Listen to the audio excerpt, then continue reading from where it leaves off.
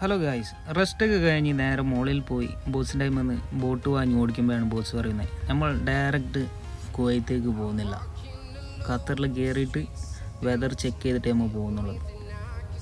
ഇപ്പോൾ തന്നെ വെതർ ചെറുതായിട്ട് ചേഞ്ചായി വരുന്നുണ്ട്, അപ്പോൾ ചെക്ക് ചെയ്തിട്ട് പോകുന്നതായിരിക്കും നല്ലതെന്ന് പറയും. അങ്ങനെ ഞങ്ങൾ നേരെ വെച്ച് പിടിച്ച് ഖത്തറിലോട്ട് ഓടിക്കൊണ്ടിരിക്കുമ്പോൾ തന്നെ ഖത്തറിലുള്ള ഏജൻറ്റുമാർക്ക് വിളിച്ച് അവിടുത്തെ പേപ്പർ വർക്കും കാര്യങ്ങളും ക്ലിയർ ചെയ്ത് ആ കാണുന്നതാണ് ബനാന ഐലാൻഡ്.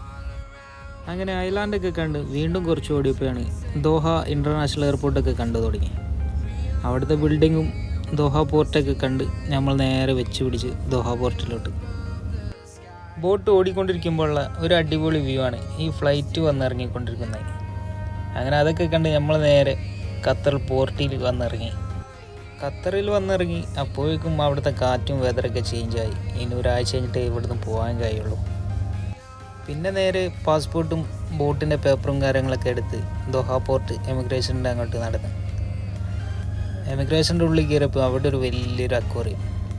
അവിടെ നിന്ന് കുറച്ച് വീഡിയോസൊക്കെ എടുത്താണ് നേരെ പോർട്ടിൻ്റെ പുറത്തോട്ട് ഇറങ്ങിയപ്പോൾ അവിടെ വലിയൊരു MS-ൻ്റെ ഒരു ഷിപ്പ് വന്ന് കിടക്കുന്നു.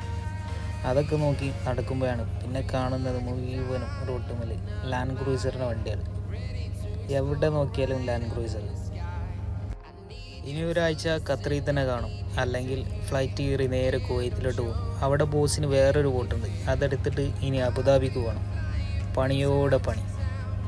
ആ കാണുന്നതാണ് കഴിഞ്ഞ വേൾഡ് കപ്പ് നടന്ന സ്റ്റേഡിയം. ഇങ്ങനെയെങ്കിലും കാണാൻ പറ്റി. അപ്പോൾ ഗായ്സ്, അടുത്ത വീഡിയോയുമായി വീണ്ടും കാണാം.